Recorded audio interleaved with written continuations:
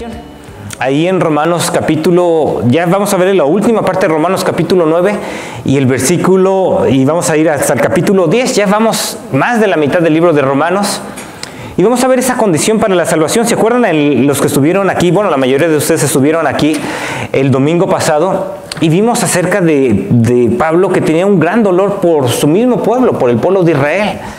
Y ese dolor que él tenía, él decía, es porque a pesar de que Dios llegó con ellos, Dios se manifestó, ellos vieron la gloria de Dios, ellos pudieron ver los pactos que el Señor hizo con esa nación, ellos pudieron recibir esas promesas de una vida eterna en una tierra prometida. Pero lo triste es que la mayoría de ellos no lo van a disfrutar. Y Pablo mismo les refiere en las mismas escrituras del Antiguo Testamento. No es algo que a Pablo se le ocurrió.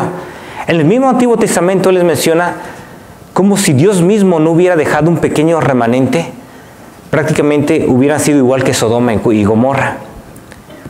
Y los judíos, muchos probablemente escuchando eso dirían, Pablo, ¿cómo es posible que no Dios iba a ser fiel a sus promesas de que a través de la simiente de Abraham, todo el pueblo de todos los hijos de Abraham iban a entrar a esa tierra prometida? Dijo, no, Dios nunca prometió eso. Sí, Dios le dio la promesa que a través de Abraham, todos, no únicamente los judíos, sino todas las familias de la tierra iban a ser bendecidas. Pero para eso era necesario recibir esa misericordia. Y claramente la Biblia menciona que solamente Dios da esa misericordia a quien Él la quiere dar. Y uno se preguntaría, ¿a quién Dios le quiere dar esa misericordia? No lo responde aquí. Eso lo vamos a ver tan claro y es muy importante, sobre todo ustedes. Quizás ustedes ya hayan recibido esa misericordia de Dios, pero tengan familiares que no han recibido esa misericordia todavía. Quizás sean muy religiosos, tal como el pueblo judío, o tal como muchos cristianos muy religiosos, muy devotos, pero aún no han recibido esa misericordia. Y vamos a ver el primer lugar por qué Israel no recibió la mayoría de ellos esa misericordia, porque también va a ser la clave en ver por qué muchas veces la mayoría de este mundo no recibe esa misericordia. Y vamos a ver la única condición para recibir esa misericordia. Y en este mismo pasaje, ustedes dirán, bueno, yo no soy un erudito en la Biblia, yo no tengo el conocimiento que quizás el pastor tenga o que otros hermanos tengan. No importa, aquí mismo tú puedes ver claramente cómo uno puede recibir esa misericordia y tú se lo puedes compartir a alguien más. Vayamos a Romanos capítulo 9, viene el versículo 30, donde menciona, ¿qué pues diremos? ¿Que los gentiles que no iban tras la justicia han alcanzado la justicia? Es decir, la justicia que es por la fe. Mas Israel, que iba tras una ley de justicia, no la alcanzó. ¿Por qué? Porque cuando Pablo estaba predicando el evangelio, multitudes de gentiles que nunca habían escuchado quizás antes las promesas de Dios, al escucharla por primera vez, al saber que Dios había mandado a un Salvador, muchos de ellos, multitudes de ellos, aceptaron esa salvación. Y el Mesías, que vino según la naturaleza humana, porque él siendo Dios, se hizo un hombre como nosotros, siendo judío, la mayoría del pueblo judío no lo aceptó. ¿Por qué? Versículo 32 nos da la respuesta. Porque iban tras ella no por fe, sino como por obras de la ley, pues tropezaron en la piedra de tropiezo. La razón es que la única manera de recibir la misericordia de Dios es por medio de la fe, no por lo que nosotros podamos hacer para Dios. Y eso es lo que le pasó a Israel. Ellos dijeron, bueno, lo que nosotros podemos estar haciendo para Dios, las obras de la ley, son los que nos va a hacer acepto delante de Dios. Ellos dijeron, si nosotros podemos seguir claramente todos los mandamientos en cuanto que nos distinguen de los demás gentiles, incircuncisos. Obviamente nosotros somos circuncidados desde el 8º día, desde chiquitos nuestros papás nos circuncidan. No únicamente eso, nosotros somos diferentes que ellos porque seguimos una dieta tal como Dios la puso en el Antiguo Testamento, no como ellos que comen otras cosas que no los distinguen como el pueblo de Dios. No únicamente nos distingue el seguir el día del sábado. Religiosamente seguimos el sábado, no hacemos nada en el sábado, nos distingue de las demás naciones. Eso es lo que nos va a salvar. No únicamente eso nos va a salvar, porque obviamente todo lo que nos distingue a nosotros como judíos, el hecho de que nosotros recibimos la santa ley, tenemos la ley de Dios, no como las otras naciones que no tienen la ley ni el conocimiento de Dios. Somos los únicos que vamos a ser salvos. Tristemente pensando de que lo que yo pueda hacer externamente, lo que yo pueda lograr, es lo que me va a salvar delante de Dios. Y esa fue su piedra de tropiezo. Porque cuando vino el Salvador, dijeron, nosotros no necesitamos un Salvador, no somos esclavos de nadie. Cristo les dijo, ¿sabes qué? Tú eres esclavo del pecado. Todo aquel que hace pecado es esclavo del pecado. Oh, no, nosotros somos hijos de Abraham. Nosotros tenemos una relación correcta con Dios. No necesitamos a un Salvador. Ya estamos bien. Somos bien devotos, bien religiosos. No necesitamos un Salvador. Y qué triste. Porque la misma ley que se supone que debió de haberlos llevado a decir, ¿sabes qué? Necesitamos un Salvador. Mira, la misma ley cómo refleja la santidad de Dios, cómo refleja los mandamientos de Dios. ¿Quién es Dios? Y cuando Cristo vino, sí, aún la misma ley decía que teníamos que sacrificar un cordero para que nos limpiaran nuestros pecados. Cuando vino aquel cordero que fue sacrificado era para que hubieran dicho, gracias Señor, las promesas se cumplieron. Sí, yo me acuerdo que nosotros, pero religiosamente, cada sábado lo guardábamos. De repente vino el Mesías y nos dice, ¿sabes qué? Venid a mí los que estéis trabajados y cargados y yo te voy a dar descanso. Gracias Señor, porque puedo tener ese descanso que solo tú me puedes dar. Uno hubiera dicho, bueno Señor, yo sé que tú nos quieres un pueblo separado para ti, que tú quieres llamarnos nuestro pueblo. Y de repente viene el Mesías y muere en una cruz para limpiarnos todos nuestros pecados, para que nosotros podamos tener esa relación y esa comunión con Dios y podamos ser llamados pueblo de Dios. Gracias Señor, porque todas aquellas cosas que yo hacía, de tratar de comer diferente, con una dieta diferente, tal como tú lo habías ordenado, era porque tú me estabas separando para cuando llegara ese Mesías y que ahora yo va a ser ya parte de tu pueblo. ¿Sí ven? Eso era lo que Dios quería que el pueblo de Israel aprendiera. Pero ¿qué dijeron? No. Yo no necesito un Salvador. Yo soy muy religioso. Lo que yo puedo hacer, eso me da una buena relación delante de Dios. ¿Sabes qué? Tristemente no únicamente le pasa a los judíos, le ha pasado a todas las religiones del mundo. Musulmanes, bien devotos, cada 5 horas oran, se inclinan delante de Dios. Tratan de, con una vez en la vida que vayan allá a su tierra santa, a la Meca, con que ellos oren 5 veces cada día, con que ellos traten de portarse realmente bien. Sabemos que también hay radicales que ellos piensan que con tal de que suiciden y maten a los que son infieles, también con eso se van al cielo, pero muchos de los musulmanes no siguen esa corriente. Pero algo que yo puedo hacer, y con eso estoy bien delante de Dios. ¿Qué acerca de la religión cristiana? Nos ha pasado lo mismo. Con tal de que yo me vaya, pero así de rodillas, y hasta me sangre las rodillas y sufra bastante, y llegue hasta allá a la Basílica de Guadalupe. Con eso, Diosito me va a ayudar. Bueno, si mis padres me bautizan de chiquito, pues ya con eso. Es algo que se hizo, ¿no? O qué acerca de vengo a la iglesia aquí y doy así bien mis diezmos, de todo lo que gano, mis ofrendas. Pues con eso, de seguro, soy bien devoto. O es más, o me bautizo, pero no de chiquito, sino ya de grande, como los íbamos a bautizar con eso. Ya como lo íbamos a bautizar el día de hoy, ¿no? Ya con que me bauticen, me pongan ahí en el agua y de repente me levanten, ya con eso voy a estar bien delante de Dios. Y ponemos nuestra confianza en cosas que nosotros podemos hacer delante de Dios, en lugar de decir, Señor, yo necesito un Salvador, y es Jesucristo. Tú eres el único que tú enviaste. Vayamos a Lucas capítulo 18. Ahí Lucas, bueno, realmente es Jesucristo, Lucas nada más lo escribió, pero Jesucristo fue el que dijo estas palabras. Ilustra claramente el por qué no pudieron alcanzar esa misericordia. El mismo pueblo por el cual él vino, el pueblo de Israel. Bien, ahí en Lucas capítulo 18, viene el versículo del 9 al 14. Menciona: a unos que confiaban en sí mismos como justos y menospreciaban a los otros, dijo también esta parábola. 2 hombres subieron al templo a orar. Uno era fariseo y el otro era publicano. Ahora, ¿quién era un fariseo? Un fariseo era una persona bien devota de los judíos. En cuanto a la secta, era la secta más estricta. En cuanto a los diezmos, no se le pasaban ni siquiera de las mismas hierbas que ellos recogían de su huerto, hasta eso lo diezmaban. No se les pasaba nada. El sábado, religiosamente, no hacían absolutamente nada el sábado. Todo lo llevaban, pero estrictamente. ¿Y quién eran los publicanos? Los publicanos eran aquellas personas que se encargaban de recoger los impuestos, odiados por todos los judíos. ¿Por qué? Porque se confabulaban con el gobierno romano. ¿En qué? En decir, ¿sabes qué? Tú recoges los impuestos, obviamente te puedes quedar con tu comisión, conforme lo que tú veas, ¿no? Y obviamente los extorsionaban a la gente.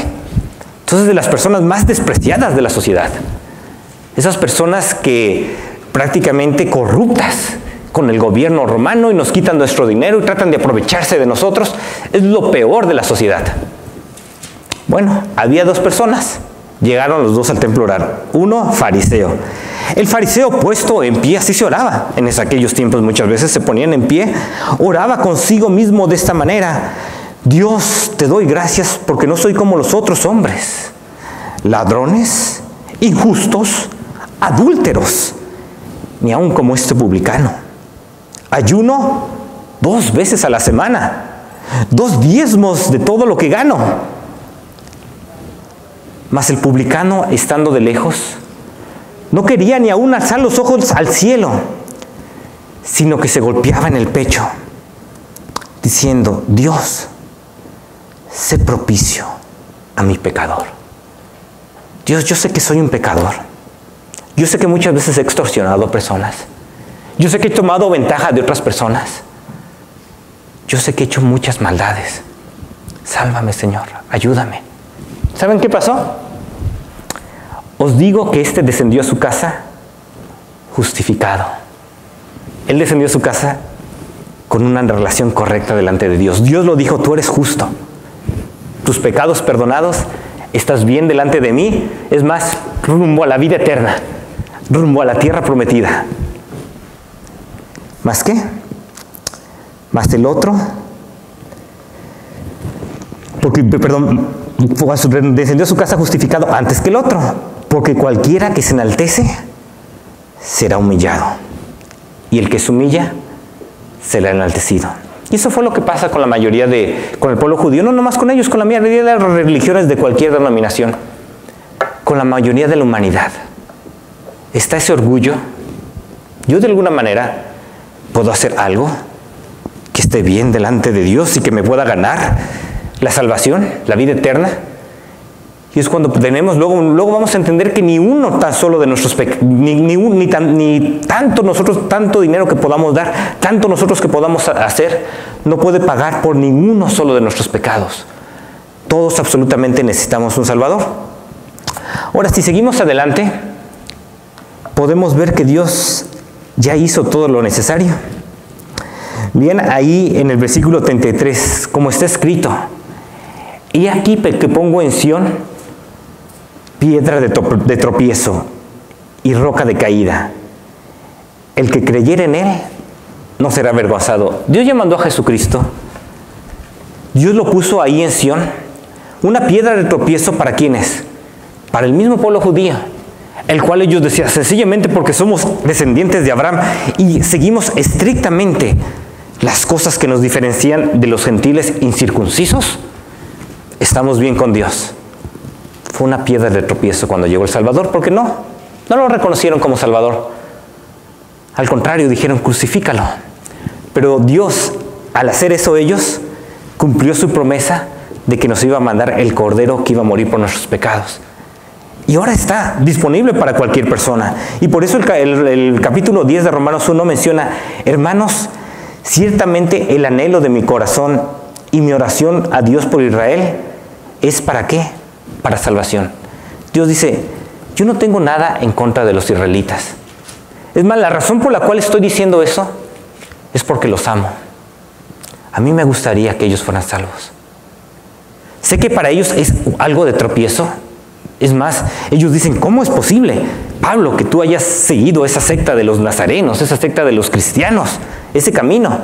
Tal como muchas veces cuando uno decide llegar y bautizarse y seguir a Cristo, decir, Cristo es mi Salvador y lo voy a hacer público, muchas veces no nos entienden principalmente. Pero ¿qué debe ser nuestra respuesta correcta hacia ellos? Orar para que lleguen a entender esa salvación. Porque yo les doy testimonio de que tienen celo de Dios, pero no conforme a ciencia. No es que los israelitas les faltaba pero devoción. Ellos eran pero bien devotos. Tenían celo por Dios. Ellos hacían cualquier cosa que decían, no, es que esto es conforme a la religión, lo hacemos. Que tienes que estar ahí, ayunar 2 veces por semana, lo ayunamos. Que tienes que estar, pero cada sábado no hacer absolutamente nada, no hacemos nada. Bien devotos, celosos de Dios, pero no conforme a ciencia.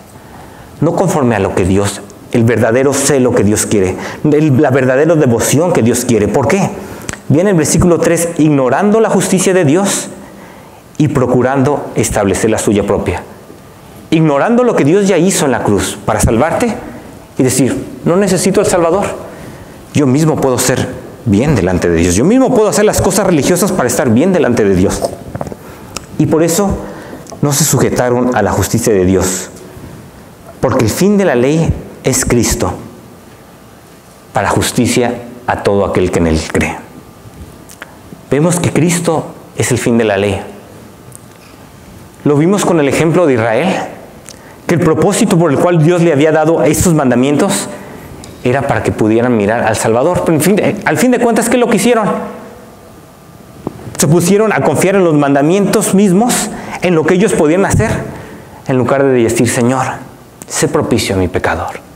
Gracias por esos mandamientos que claramente me dicen, no adulterarás, no robarás. Pero tú sabes, Señor, en mi corazón todos los pensamientos que yo tengo. Yo te necesito, Señor. La mayoría de los israelitas no llegaron a eso. Tenemos que dejar de confiar en nosotros mismos como justos. Y eso es lo principal. Cuando tú llegues a presentarle a alguien las buenas noticias, lo primero que tienes que hacer es tratar de que puedan entender por la gracia de Dios o explicarles aquí por la gracia de Dios, ¿sabes qué? Puedes ir hasta esa misma parábola de Lucas 18. No es por medio de lo devoto que uno sea una religión que uno se va a salvar. O de tratar de ser lo más justo posible que uno va a alcanzar la misericordia de Dios, no. Al contrario, eso es un impedimento. Eso fue el impedimento para Israel. Eso es el impedimento para la mayoría de las personas para que alcancen esa misericordia. Que piensan que con lo devoto que son, pueden ser justos. Y lo único que tenemos que hacer es aceptar la salvación de Dios en Cristo. El fin de la ley es justicia, porque el fin de la ley es Cristo para justicia a todo aquel que ¿qué? Que cree. Sencillamente aquella persona que lo acepta, aquella persona que pone su confianza en Él, es esa persona que entonces ya tiene esa salvación. Dios lo declara justo, tal como el publicano. Él regresó a su casa sin ningún pecado, bien delante de Dios. ¿Por qué? Porque se humilló delante de Él y reconoció que necesitaba un Salvador. Y reconoció que el Salvador era Jesucristo. Bueno, en ese caso todavía Jesucristo no había muerto, pero reconoció de que Dios ya había provisto salvación y la iba a proveer. Y al fin de cuentas la proveyó claramente por medio de Jesucristo. Ahora, ¿qué más podemos ver? Vemos que la ley también no nos puede salvar porque nadie es perfecto. Viene el versículo 5, porque la justicia que es por la ley, porque de la justicia que es por la ley, Moisés dice así, el hombre que haga estas cosas vivirá por ellas. La razón por la cual la ley no nos puede salvar es sencillamente porque nadie es perfecto. En otras palabras, todos nosotros, nadie de nosotros puede guardar, pero perfectamente, lo que Dios dice. Y aquí nos dice con Moisés, ¿sabes qué? El hombre que haga estas cosas, si tú en verdad haces todas estas cosas, entonces, bueno, pudieras decir tienes la salvación. Si haces esas cosas, vives por esas cosas. Pero ¿quién de nosotros aquí pudiera decir, ¿sabes qué? Yo nunca he pecado. Nadie, absolutamente. Por eso es que nadie se puede salvar, porque nadie es perfecto por medio de la ley. Por eso es que la única manera de salvarse es por medio ¿de quién? De Jesucristo. Y eso es lo que Cristo vino a llamar. Cristo no vino a llamar a aquellas personas que se crean justas. Él dijo, yo no vine a llamar a los justos. No hay ninguno justo. Pero hay personas que se creen justas, hay personas que piensan que no necesitan un Salvador. Cristo no vino a llamarlos a ellos. Por eso dijo, yo no vino a llamar a los justos, sino a los pecadores al arrepentimiento. Y ahí menciona en el versículo 6, pero la justicia que es por la fe, dice así, no digas en tu corazón, ¿quién subirá al cielo? Esto es para traer abajo a Cristo. La justicia que es por la fe, o sea, la manera en que uno puede ser justo delante de Dios, la cual no es por la ley, sino por la fe. ¿Cuál es la diferencia? Fíjense la diferencia. La justicia que es por la fe es que no es algo que nosotros tengamos que hacer o que ganarnos. ¿Por qué? Porque Cristo ya hizo todo. Eso es la justicia que es por la fe. No tenemos que decir, bueno, ¿quién va a ir al cielo para traer a Cristo? Él ya vino. O el versículo 7, ¿o quién descenderá al abismo para resucitarlo de entre los muertos? ¿No? Para hacer subir a Cristo de entre los muertos. Cristo ya murió por nosotros, Cristo ya resucitó por nosotros, Cristo ya es el Salvador. Lo único que uno tiene que hacer es aceptarlo. Esa es la justicia que es por la fe.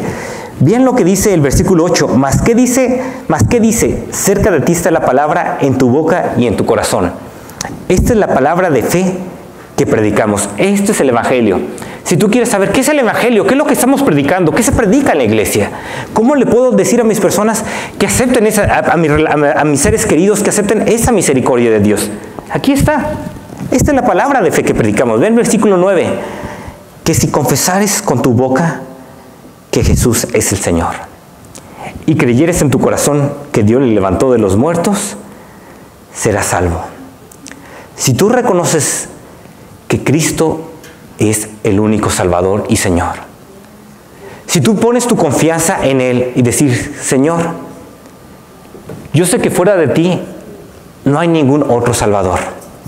Yo sé que fuera de ti nadie más me puede salvar. Sí, quizás desde chiquito bien devotos mis padres y yo también bien devoto a mi religión y me enseñaban que pues para llegar a Dios pues por medio de diferentes santos apóstoles que vivieron en el pasado ahora me van a ayudar, o la misma María que fue la madre de Jesús, ella misma me va a ayudar, o quizás por medio de hacer todos los sacramentos todo eso me va a llegar delante de ti. Pero me doy cuenta, Señor, que tú eres el único Dios hombre. Tú eres el único que pagaste por mis pecados. Nadie más los pagó por ellos. Tú eres el único que resucitaste. Nadie más resucitó. Que si confiesas que tu boca que Jesús es el Señor. ¿A quién somos leales? ¿A quién es toda nuestra lealtad? No es a una iglesia, ni siquiera a esta iglesia bautista, ni siquiera a un pastor, mucho menos, o a un papa, o sacerdote, o lo que sea. Es reconocer que Cristo es el único Señor y Salvador. Es recibir esa misericordia, porque es el único que murió por nosotros. ¿Y qué más dice? ¿Y qué? Y creyeres en tu corazón que Dios le levantó de los muertos. ¿Pero qué es lo más importante? Creerlo de corazón. Uno lo puede decir de labios. Oh, sí, Cristo es el único Salvador. Ah, sí, yo lo sé. No, lo más importante es creerlo del corazón.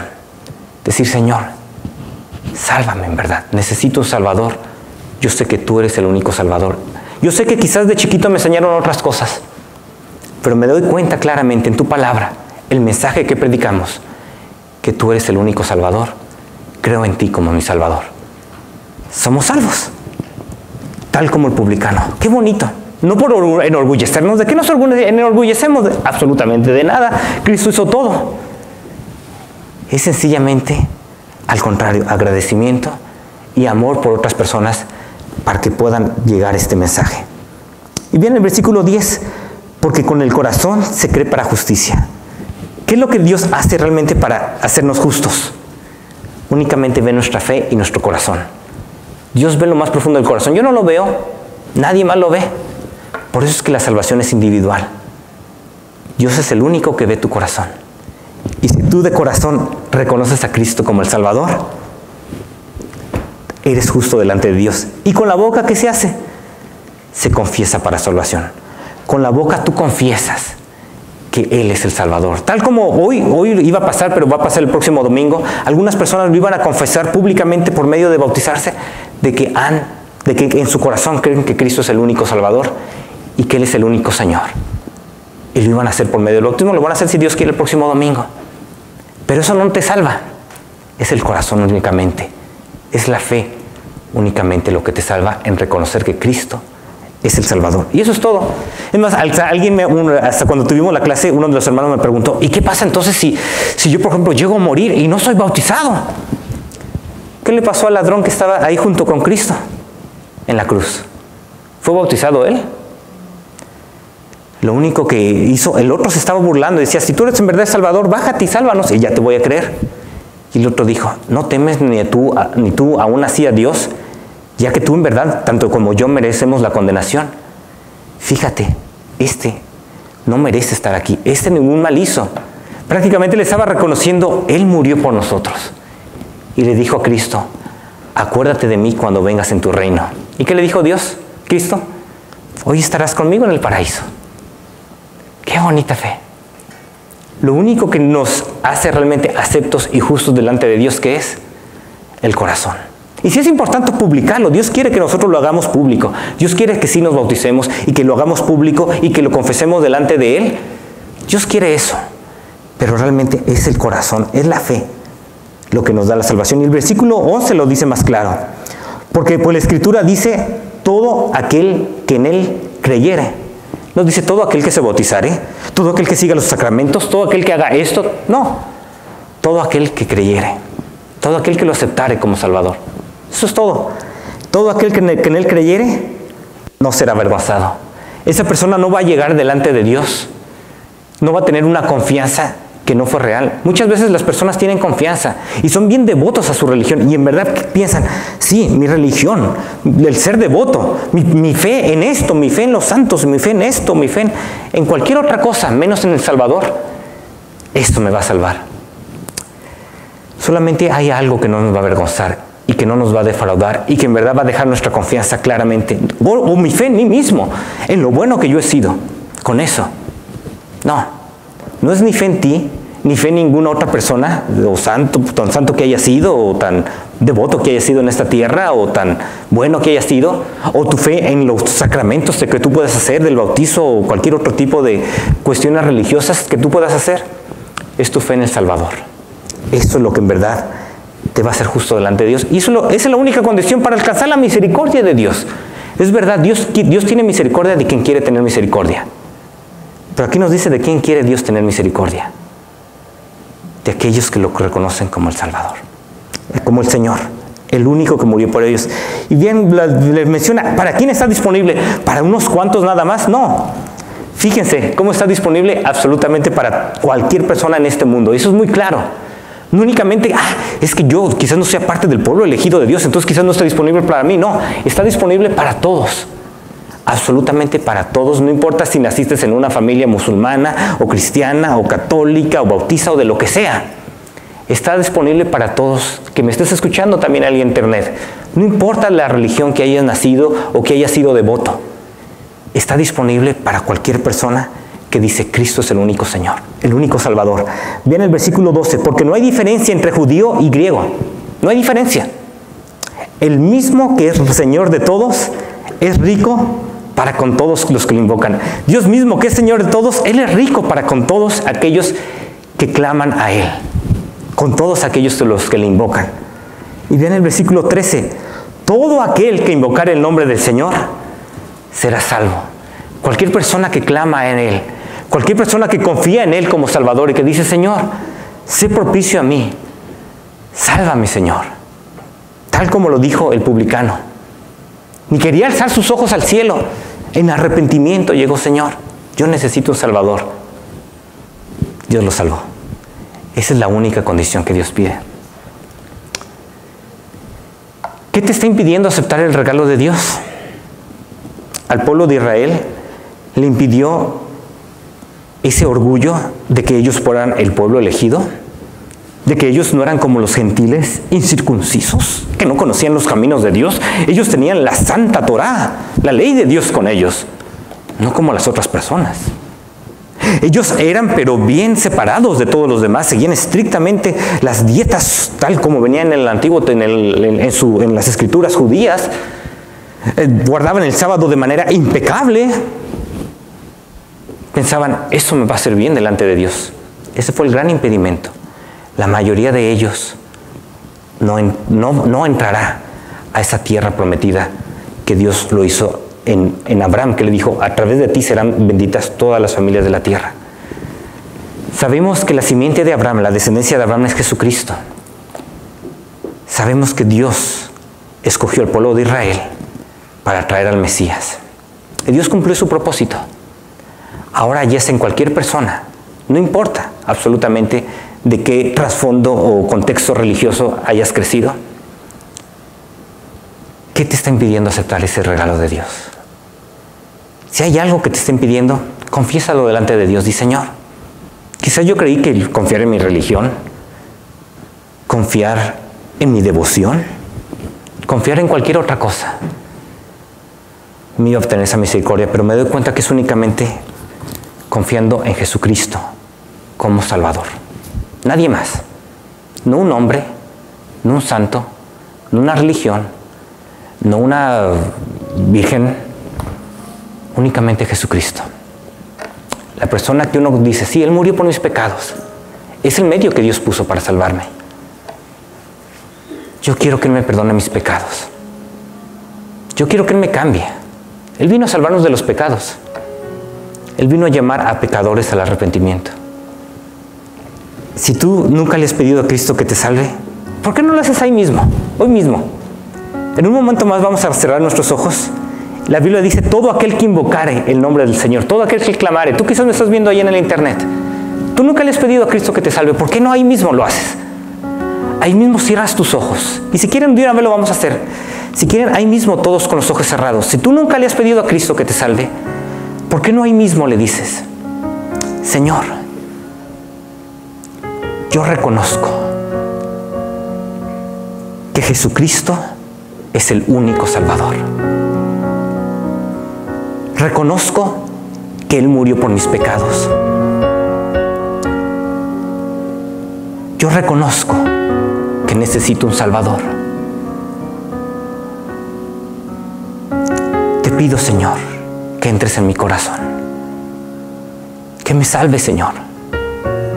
Que me perdones. Acepto el regalo de la vida eterna. Gracias, Señor, porque tú ya moriste por mí. Gracias por la vida eterna. Y es porque creo en Jesucristo como Salvador.